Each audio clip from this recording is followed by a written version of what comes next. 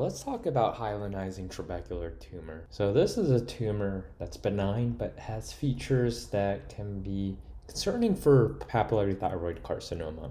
So the one-liner is a benign follicular cell-derived rare neoplasm of thyroid with membranous Ki67 staining and molecularly Pax8 Glis1 or 3 rearrangement characterized by a well-circumscribed architecture with trabecular arrangement with prominent hyalinization and cytology that may resemble PTC or papillary thyroid carcinoma, including grooves and intranuclear cytoplasmic pseudo-inclusions. Or epidemiology, it's less than 1% of thyroid tumors. The size ranges from 5 to 75 millimeters, greater than 80% seen in females. And the average age is 50 years old. It may occur anywhere in the thyroid. And for imaging, you'll see a well-circumscribed hypoechoic solid mass, and it's cold on radioactive isotype imaging. Histology, you'll see on low power a well-circumscribed lesion that may be encapsulated and may compress normal thyroid adjacent to it. As you go higher power, you'll see trabeculations with prominent hyalinization both between and within trabeculae. I think for me, the hyalinization is very key to recognizing this tumor.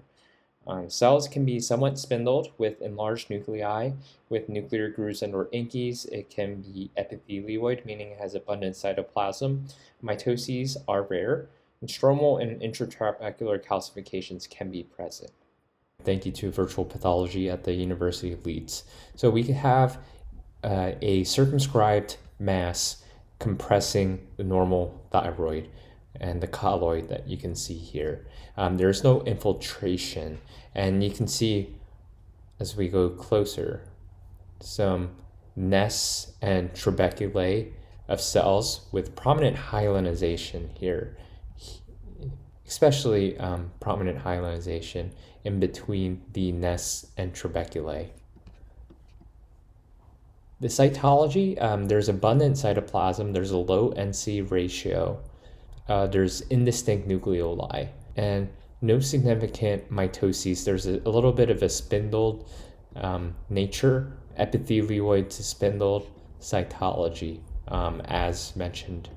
And you have some non-specific chronic inflammation as well. So this is hyalinizing trabecular tumor, and let's just contrast that to just regular thyroid here. Here you have follicular cells and a colloid with some inflammation, probably from the compression of this tumor. And if you're not sure, you can get a Ki67 and it should have a unique pattern with this membranous. Cytologically, you'll see loosely cohesive groups of cells that can look syncytial with amorphous material that on a glance you may think amyloid and medullary thyroid carcinoma. Cells can have inkies and grooves, so this is a differential of PTC. Fibrovascular cores, however, are absent and are often classified as malignant, although on resection, you'll note that it's a hyalinizing trabecular tumor, which is benign. This is an FNA of what turned out to be a hyalinizing trabecular tumor. You can see these loosely cohesive follicular epithelial cells with mild enlargement, overlap, and acellular magenta color material right here that you may think amyloid. This is an FNA with pap stain, so you'll have better cytology showing nests of tumor cells, and there's a little bit of overlap. There's also inkies here, and tumor cells associated with this acellular stroma. So again, you may think PTC because of the inkies, and you can see some nuclear grooves as well. This is a good one right here. IHC and molecular, if you're not sure, you got your Ki67, it's membranous, and you can also send for molecular and look for that Pax8 Glis1 or 3 rearrangement. Your differentials include follicular adenoma.